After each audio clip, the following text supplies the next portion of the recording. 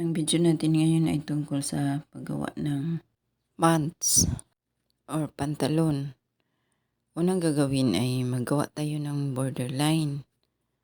Yung borderline, yan kasi lalagpas yung sa may bandang itaas na. So, dapat malaki-laki yung space na ilalaan natin.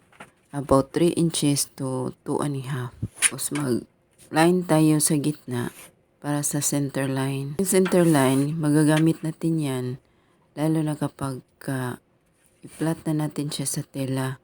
Kasi kailangan natin mag-center line para pagka nakat na natin yung pattern, alam natin kung saan tayo susukat para hindi magtabing yung ginagawa nating project. From borderline down, measure 9 inches para sa crotch. Yan siya. Small to large is standard yung 9 para sa crotch line.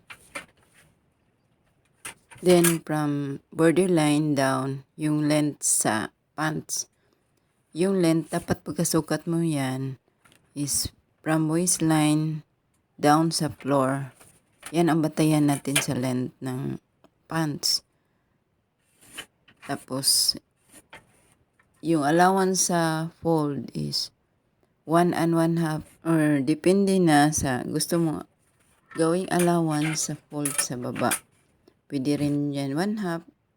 Pero para sa akin, ilalagyan ko yan ng medyo mahaba-habang allowance. 1.5 is okay na yan para kung sakali mag-change ang mind sa client, ma-adjust pa natin. So, from crotch line down sa length, hatiin natin yan. So, halimbawa, 30. So, ang hatiin yan is 15. Tapos sa 15, taas tayo ng 1.5. Yan na yung knee line natin.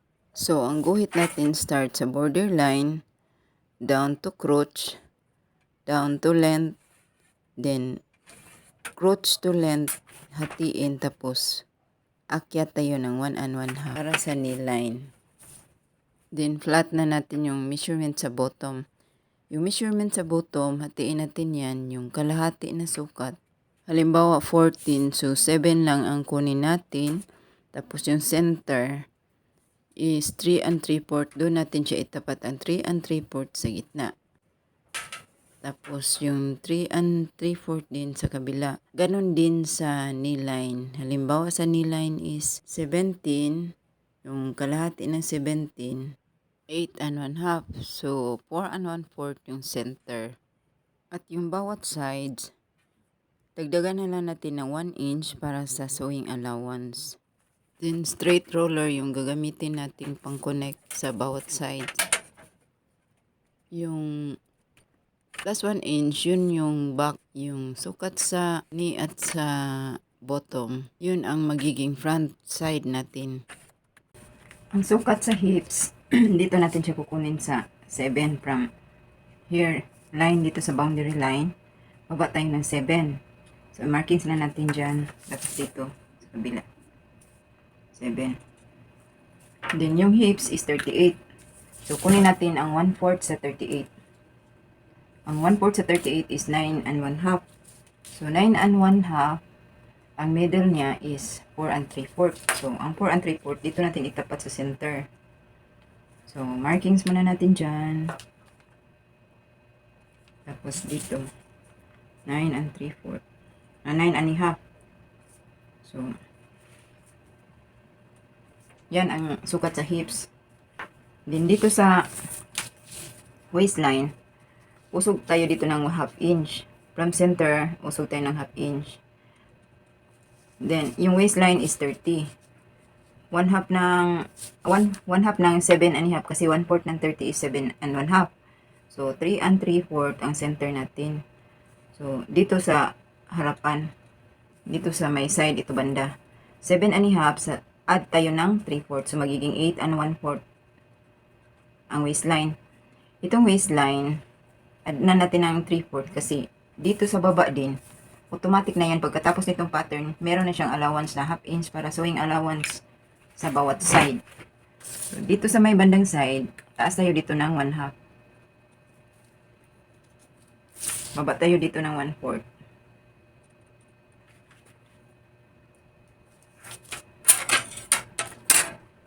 So, yung sukat natin sa hips at sa waistline, i-connect natin siya nitong hip curve. Ganyan. Diretso na sa crotch line.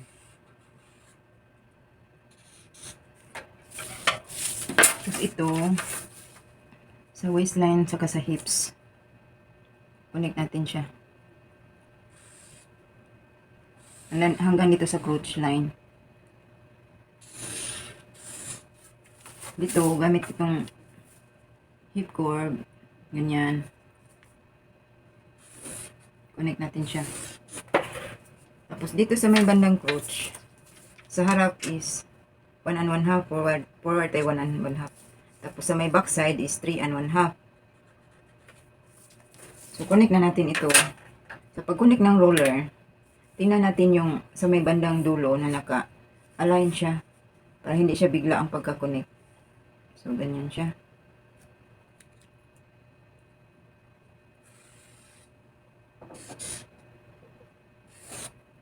Dito sa likod, ganyan.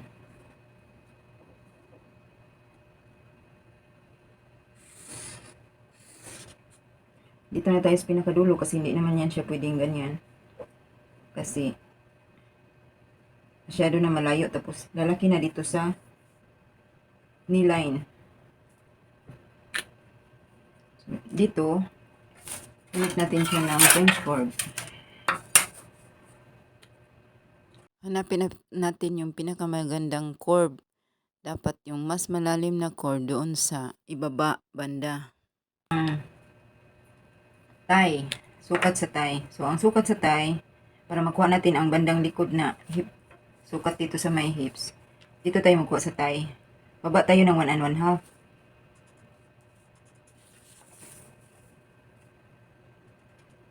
So, yung sukat sa thigh is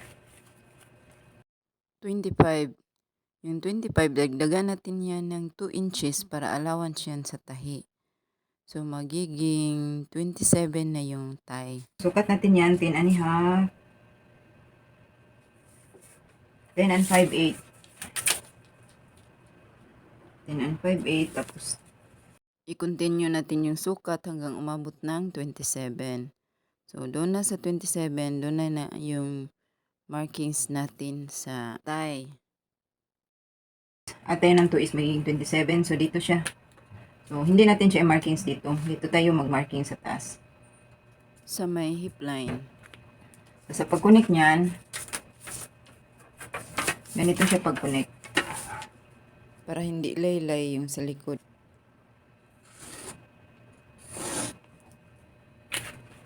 Para hindi siya magiging bigla yung pagka-cord. Bawasan natin siya ng 1/2 inch. Para unti-unti siyang mag-slide.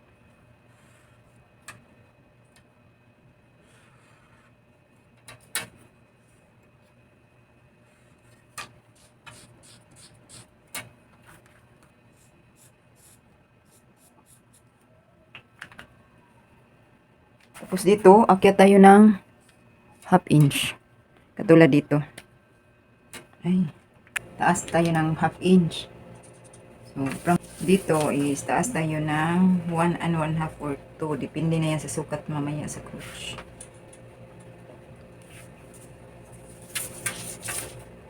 So, galing dito sa pinakadulo hanggang dito, 1/4 ng waistline plus 3 inches.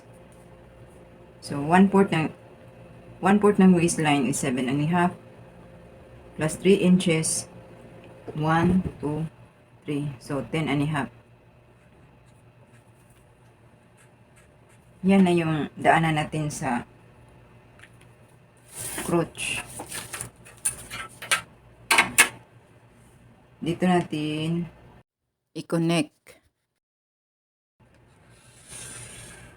Tapos ito.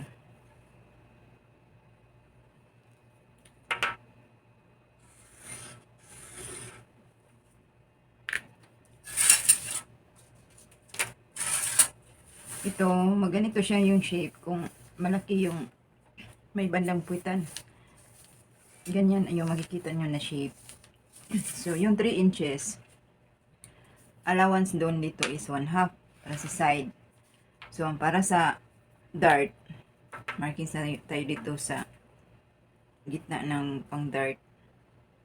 Yung Diyan, 1 inch ang para sa dyan dart. natin tama yung dart. So, dito, 1.5 allowance yan papunta sa crotch. Diyan natin idaan yung tahi. Mark natin siya ng red para makikita nyo kung saan tayo dadaan sa tahi.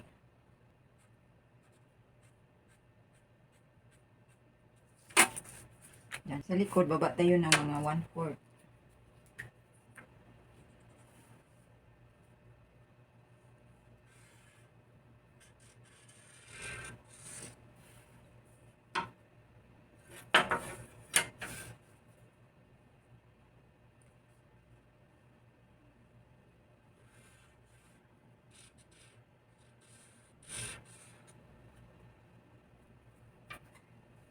So, yung crotch niya is 27.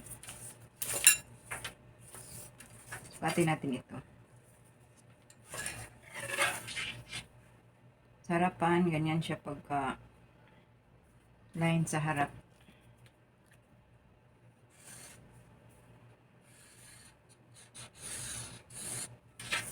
Mas maikli konti sa harap. So, yung allowance natin sa harap, dito tayo sa 1/2 inch. So, ganyan, sukatin natin siya pag ganyan. 10. So, dapat lalabas siya ng 27.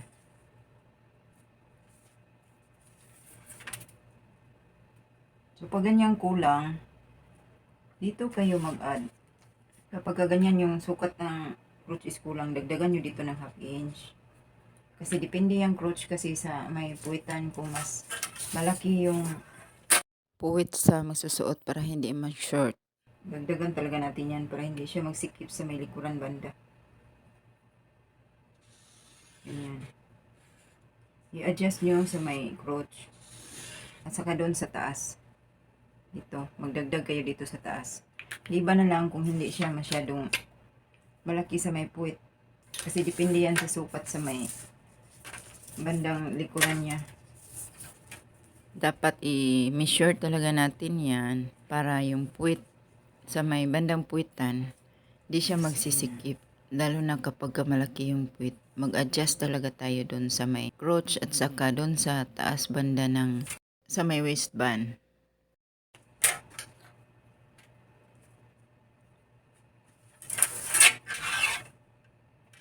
Tapos yung daanan sa tahi, mag-adjust din tayo doon para hindi siya magsikip. Yan yung daanan ng tahi sa likod. Kasi dapat yung tahi ano nyo din sa laki ng puwitan ng magsusuot. Yan, ito na yung back natin. Ito, dito.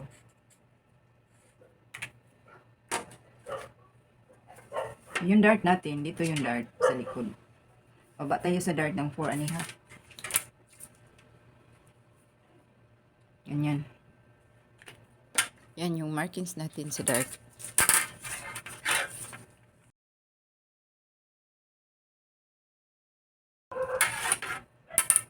Ito tama-tama lang ito ha. Hindi ito sa high-waisted na pants. Ito yung waistline lang talaga. Banda yung taas ng, hindi siya yung high-waist na pants. Normal pants lang ito siya.